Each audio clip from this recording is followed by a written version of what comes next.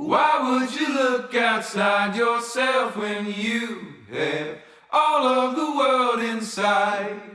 1, 2, 3, 4. So as you might be able to see right here, my lip is busted. And as far as how that happened, I'll let him tell you. Okay. Sorry, Daddy, I punched you in the face. Was it a superhero move? Criminal move. Are you gonna do it again? Never. Did we have a conversation about it? I think so. And while I am in no way a parent that hits, if I told you the moment that my lip popped and I tasted blood that I was not tested as a parent, I would be lying to you. But it also got me thinking about something.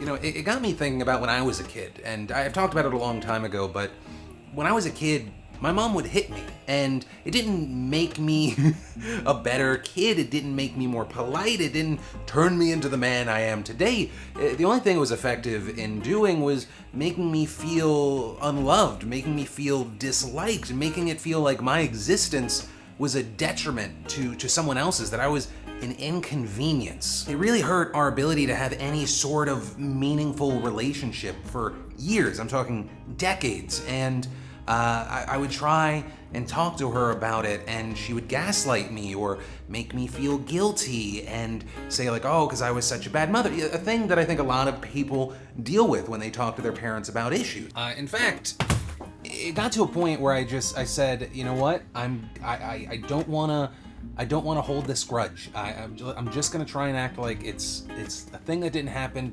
We don't need to discuss it anymore. But it always really festered, if I'm being honest. But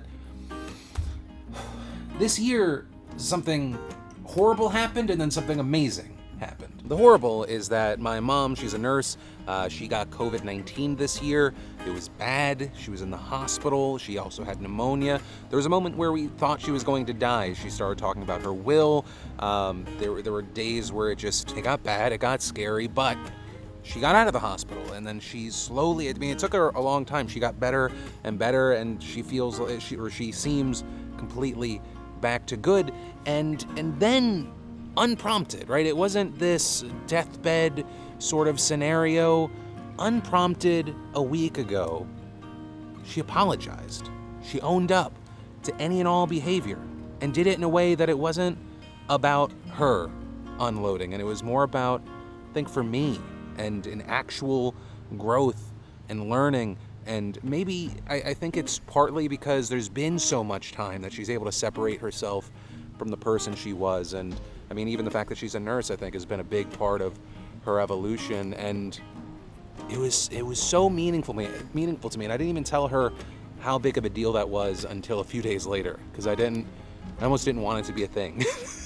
I wanted to let it to sit, because all of a sudden, out of nowhere, because I can't really hit on how horrible it was. I felt like I actually got my mom back, and it was a feeling that I don't even fully remember what that's like. Something probably that I haven't felt in 25 years. That love, that someone that brought me into this world was there for me. Also, Dad, this isn't about you. This is a mom story. You know I got you. I love you. But it made me feel good. Like, wow. People can actually grow and change, and healing can actually happen. And it's not, sometimes people say things like, can't you just forgive? No, it has to be genuine. It has to be real. Otherwise, we're just placating one another. There has to be actual change if you expect a different response. And already things feel different. We will FaceTime with one another, and it doesn't feel forced, and we can enjoy one another. And also, yes, when I was a small child, there was a phase where I did look like a serial killer. I acknowledge that. And I felt like there were numerous reasons to share this with you. One, especially because I shit-talked my mom in the past, it felt appropriate to talk about her and our growth here. Also, if you're a parent, please understand what you might be doing based off your actions. There are long-standing consequences and everything. And 3, if you're the child of someone, don't fully ever give up hope. Growth can happen, change can happen. The person that you're talking about, they have to want it, It has to, unfortunately this year, I think it took a really scary thing to be the catalyst for that growth, but there's always hope. Always a little bit there.